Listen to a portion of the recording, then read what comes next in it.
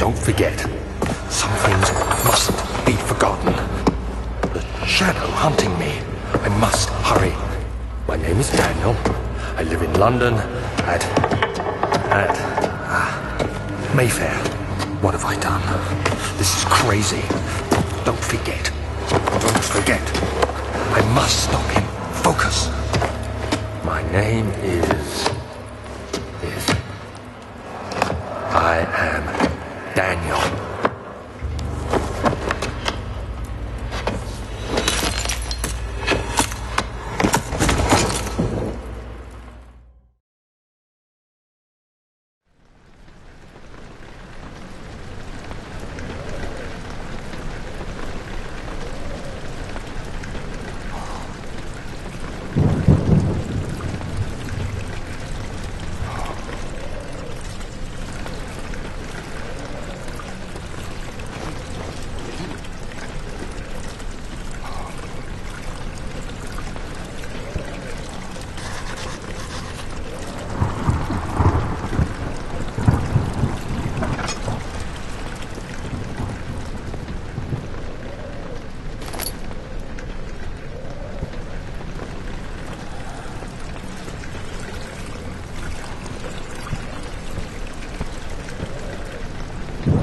Hi, my name is Thomas Grip, and I'm one of the co-founders of Frictional Games. I worked with engine code, gameplay code, design, and many other things for Amnesia. In my commentaries, I will mainly focus on the design behind the different parts of the game. I hope you'll enjoy them.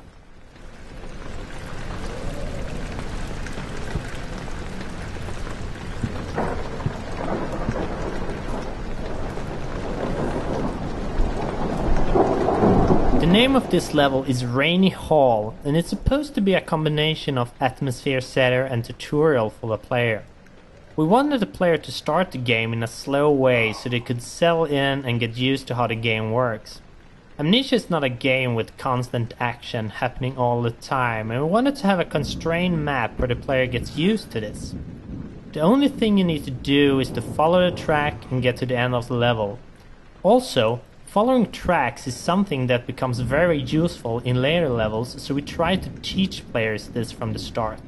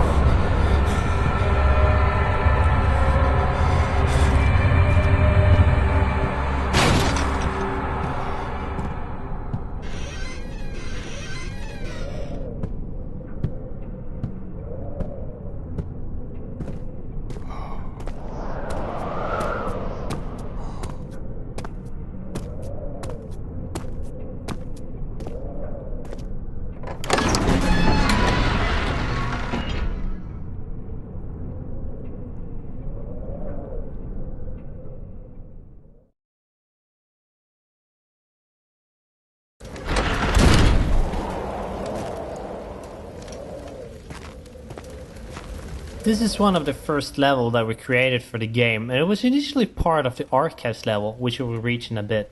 Amnesia started out with a pretty different design, and when we redesigned it the maps did not fit. This caused us to split them up and scatter them out. So in the first design, after this corridor, the archives level was supposed to follow, and the room lying there now was built much later. In fact, the first designs did not have Daniel waking up with an amnesia at all, and it was actually added later on. In the first story draft, Daniel still had hidden memories, but he was unaware of this at the start of the story. However, as we redesigned things, we found the waking up with amnesia thingy, although a bit cliché, much more fitting.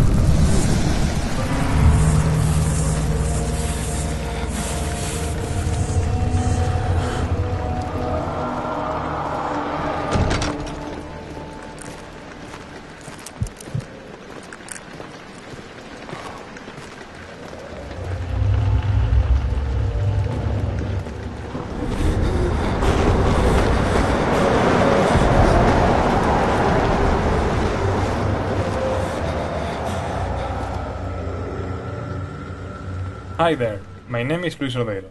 I'm mostly the tool programmer, level scripter at times, and perhaps the main reason why the rest of the core team at Frictional Games is pretty much forced to speak English at our internal meeting, as I am the only non-Swede here. Now, what a Spaniard is doing with a bunch of Swedish guys is a whole different story we won't be discussing today. By the way, I will be talking mostly about tools and scripting. Hope you like it. The editors themselves went through a lot of design changes during the development. Not that many in visual appeal as in internal stuff, like data structures and handling. This happened mostly because at the beginning we only knew the basic stuff that needed to be in them, and as they grew in features and functionality, they started to kind of fall apart, mostly due to my big lack of previous experience in projects like this. Right now, aloud what the hell still sounds in my head when I look at some parts of the code, but I am still proud of them. They can also get a bit buggy at times, but hopefully this won't happen again in the future, and I already got some nice ideas for the next iteration of the tools.